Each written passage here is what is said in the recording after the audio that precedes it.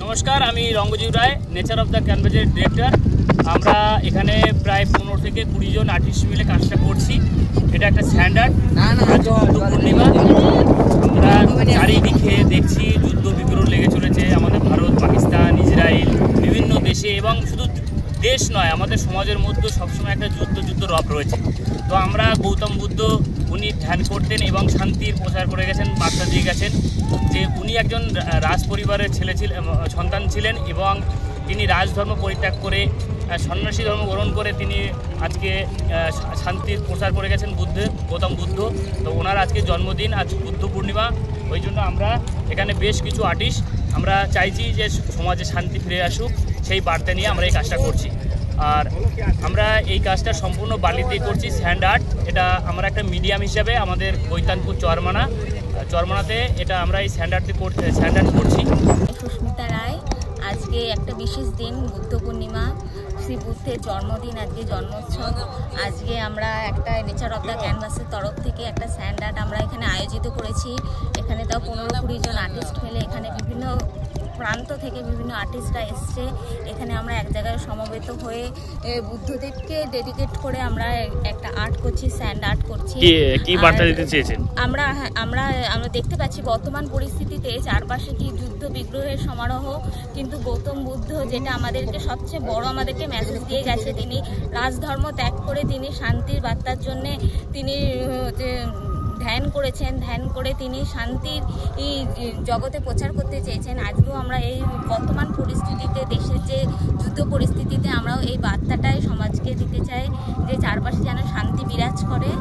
এটা আপনারা কি দিয়ে করছেন?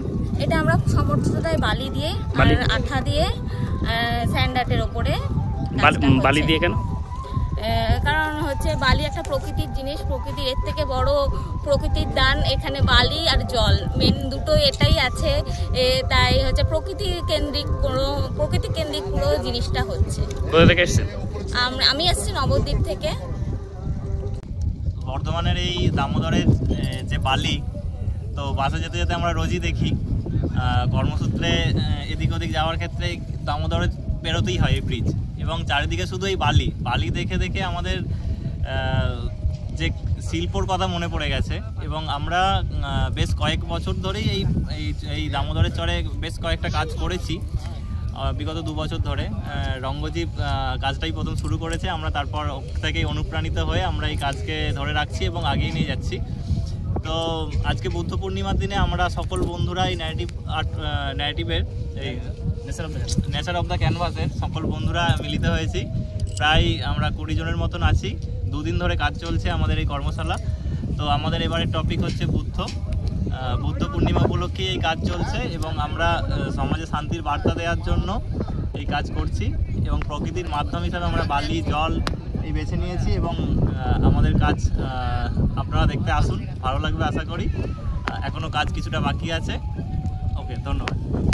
আমরা এখানে এসেছি, এইখানে ভালো ভালো ছবি হচ্ছে, হ্যাঁ, চলছে, বালির কাজ চলছে।